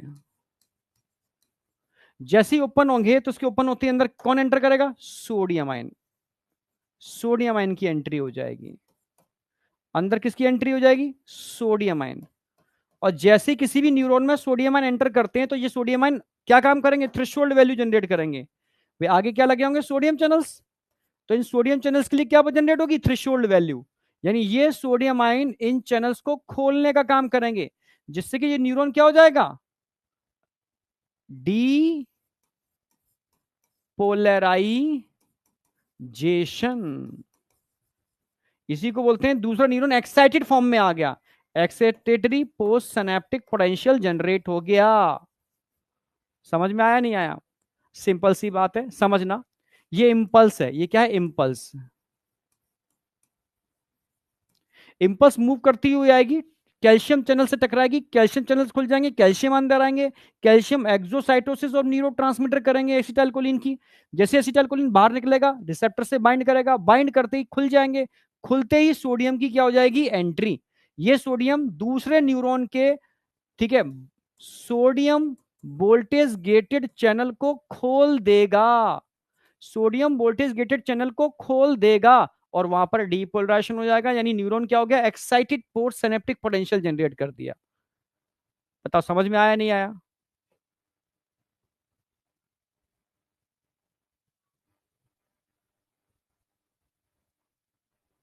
यहां तक कोई डाउट? यहां तक कोई डाउट? Yes sir, done. ठीक है, परफेक्ट। अब ये है कि जो एसिटाइल कोलिन निकला है, ये क्या निकला है, acetyl choline, acetyl choline.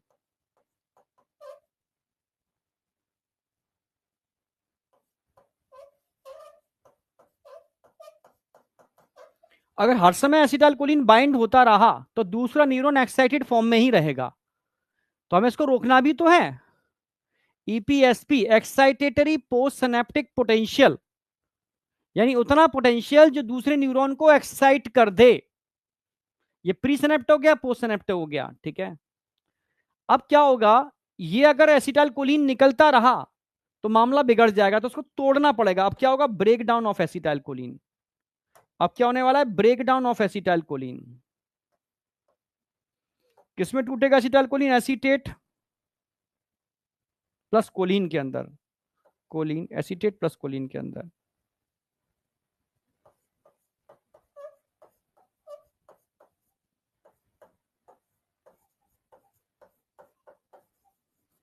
Acetate plus choline के अंदर एसिटाइल कोलिन टूट चुका है और तोड़ने वाला एक एंजाइम है, एसिटाइल कोलिनेस्ट्रेज।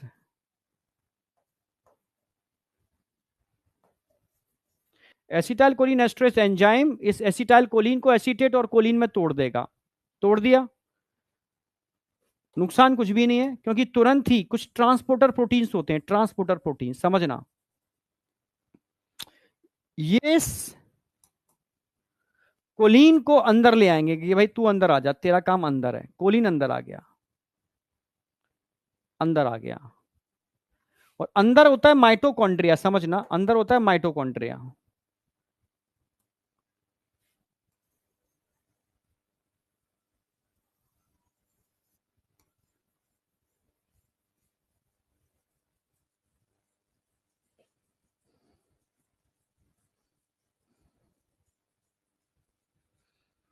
माइटोकॉन्ड्रिया,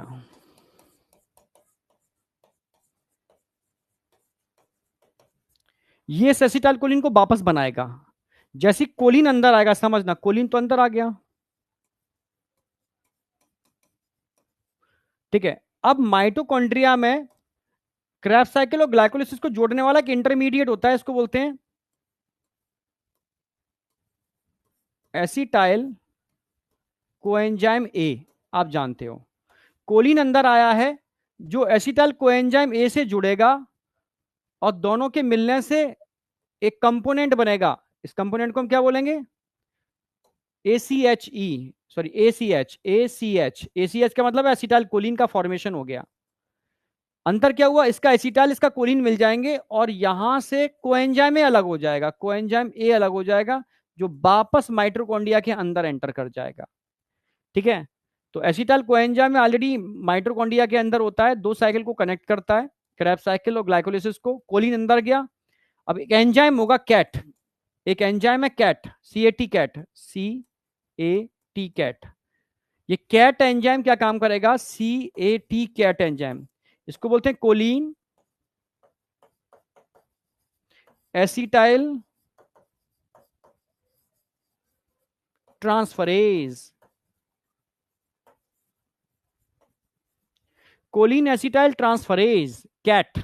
ये कैट कोलिन और एसिटाइल को जोड़ देगी, कोएंजाइम को वापस माइटोकॉन्ड्रिया में भेज देगी और एसिटाइल कोएंजाइम में वापस बन गया, जिसकी क्या हो जाएगी, वापस से रिफिलिंग स्टार्ट हो जाएगी। ये इन वेसाइकल को फिर से भर देगा। ये पूरी मैकेनिज्म हो गई। इस मैकेनिज्म को नंबर में कन्वर्ट कर रहा हूं, नंबर में कन्वर्ट कर रहा हूं। पहला स्टेप क्या हो रहा है, इंपल्स जनरेट हो रहा है।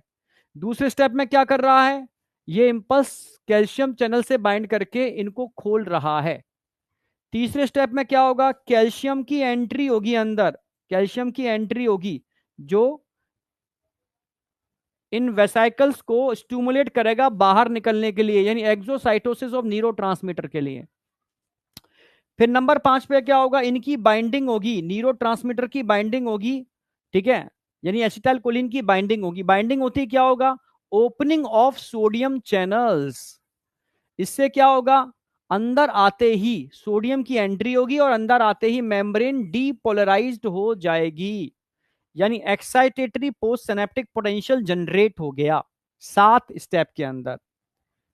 अच्छा, आप सिग्नल को रोकना है तो क्या करना होगा, 8वां स्टेप, यानी एसिटाइल कोलिन को आपको ब्रेक करना होगा एसिटाइल कोलिन एस्ट्रेज एंजाइम की हेल्प से। ब्रेक करने के बाद क्या होगा, 9वां स्टेप, 9th नंबर, ये ट्रांसपोर्टर प्रोटीन इस कोलिन को अंदर ले जाएंगे।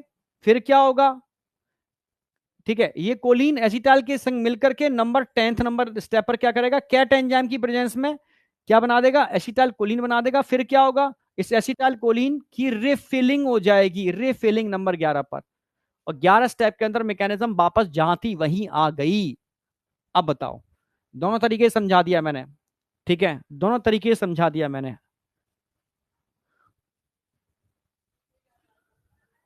अब बताओ, कालू भाई, नाम ही तेरा कालू है, खिचड़ी तो तू बनाएगा ही, मुझे पता है।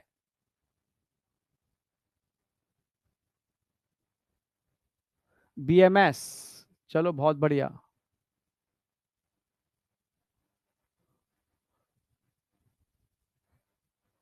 जो बच्चे समझ सकते हैं उनके लिए प्रॉपर मैकेनिज्म है, जो फुद्दू बच्चे हैं उनके लिए मैंने नंबर लिखे हैं, क्योंकि उनको नंबर से समझ में आएगा। पिक्चर को नंबर से बनाना है, क्लियर, ऑल क्लियर, ठीक है, आत्मा में सेट हो गया, बहुत बढ़िया। तो बच्चे नंबर से पढ़ेंगे, पहले नंबर पर क्या हो रहा है, दूसरे नंबर पर क्या हो रहा है, तीसरे नंबर पर क्या हो रहा है, ऐसे पढ़ेंगे तो उनको सारी मैकेनिज्म जोड़ करके एक पिक्चर नजर आएगी, पूरी मूवी नजर आएगी इसके अंदर, है ना।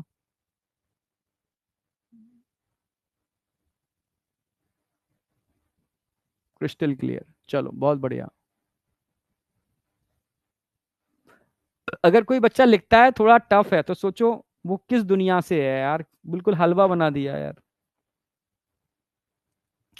बिल्कुल हलवा बना दिया, अब तो टफ टर्म नहीं आएगा। चलो, ये हो गया एक्साइटेटरी पोस्ट सिनेप्टिक पोटेंशियल। अब मैं बात करूंगा इनहिबिटरी पोस्ट सिनेप्टिक पोटेंशियल, मतलब यहां पर एसिटाइल कोलिन एक्साइटेटरी न्यूरोट्रांसमीटर है। मान लो कोई इनहिबिटरी न्यूरोट्रांसमीटर होता तो क्या करते, इनहिबिटरी पोस्ट सिनेप्टिक पोटेंशियल। अब न्यूरोट्रांसमीटर चेंज हो जाएंगे, बाद बाकी का सेम वैसा ही है।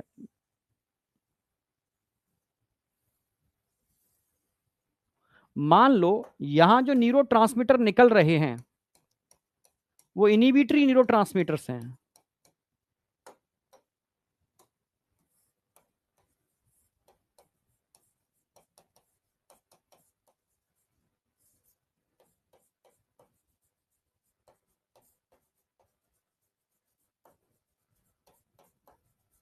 इनहिबिटरी न्यूरोट्रांसमीटर जो चीजों को रोकते हैं, इनहिबिट करते हैं, तो वो सोडियम चैनल से बाइंड नहीं करते, उनके चैनल अलग होते हैं, समझना।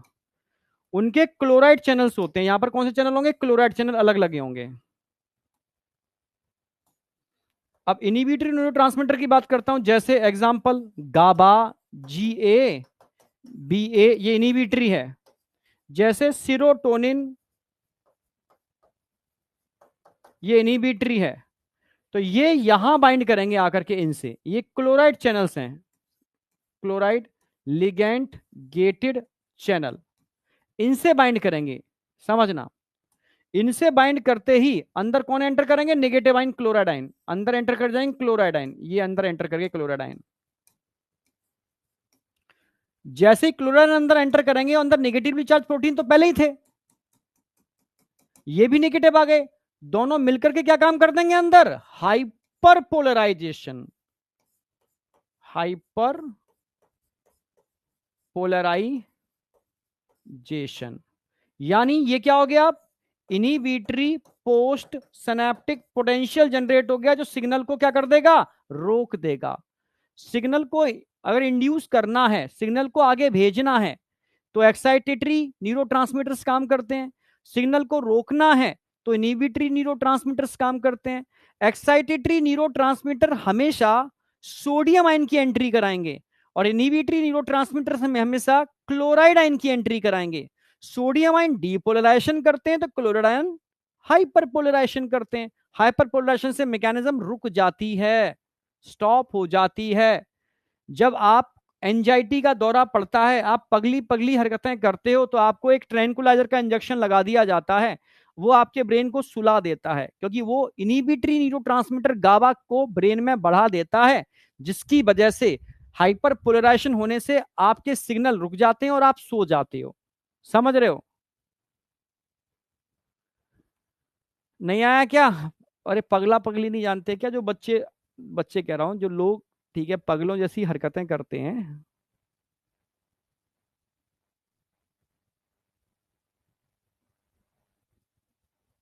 सीरोटोनिन, ये सीरोटोनिन जो है वो स्लीप इंड्यूसर है, स्लीप इंड्यूसर है। मिलेटोनिन का भाई है स्लीप इंड्यूसर। समझ में आ गया? अब इसके बेस पर आप कह सकते हो कि न्यूरोट्रांसमीटर दो टाइप के हो सकते हैं, टाइप्स ऑफ न्यूरोट्रांसमीटर।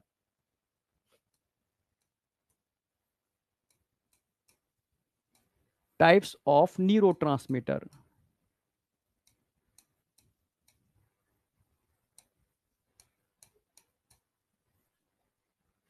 एक्साइटेटरी भी हो सकते हैं, जो एक्साइटेटरी भी हो सकते हैं और इनिबिटरी भी हो सकते हैं।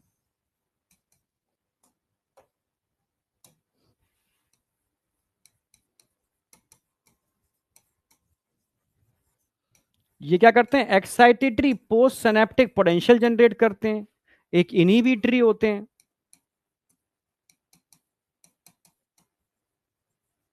ये inhibitory post synaptic potential generate करते हैं। ये सोडियम आयन से बाइंड करते हैं, सोडियम आयन के ट्रांसफर के लिए रिस्पॉन्सिबल होते हैं। ये क्लोराइड आयन के ट्रांसफर के लिए रिस्पॉन्सिबल होते हैं। सर कौन से होते हैं? एक्साइटेटरी में एक तो एसिटाइल कोलिन आप जानते ही हो, इसके अलावा आप, ठीक है, याद रखना, ग्लूटामेट या ग्लूटामिक एसिड एक ही बात है। एस्पार्टेट या एस्पार्टिक एसिड एक ही बात है। Acetylcholine, glutamate, aspartate, epinephrine, nor epinephrine,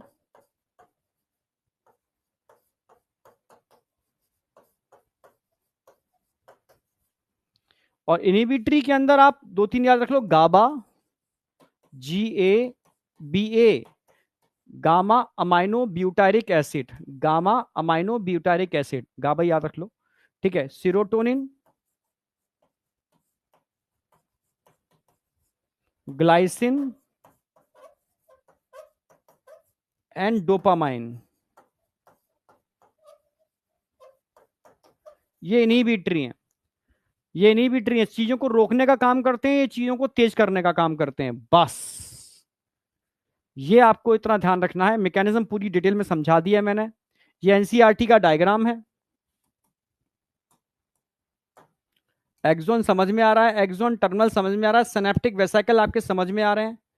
synapse के अंदर क्या क्या होता है? एक सिनेप्स के अंदर pre and post synaptic knob होता है और बीच में सिनेप्टिक क्लेफ्ट होता है, गैप। रिसेप्टर आपको दिख ही रहे हैं, पोस्ट में दिख रहे हैं, और न्यूरोट्रांसमीटर यहां भरे हुए हैं। डायग्राम में कोई डाउट नहीं होना चाहिए। कल जो मैंने क्वेश्चन कराए थे उनके आंसर आपको दे दिए हैं, सारे आंसर देख लेना एक बार। और आज का ये होमवर्क है आपका, कंडक्शन ऑफ नर्व इंपल्स वाला पार्ट पूरा एकदम बेहतर तरीके से हो चुका है। अब जो मुझे कराना है, समझ रहे हो, वो एक ही चीज करानी है वो आपको, ठीक है, ब्रेन वाला पार्ट। समझे? ऑक्सीटोसिन नहीं होता यहां पर ताऊ। ठीक है, इधर आ जाओ। ठीक है, थैंक यू बेटा, मिलते हैं नेक्स्ट लेक्चर के अंदर, बाय।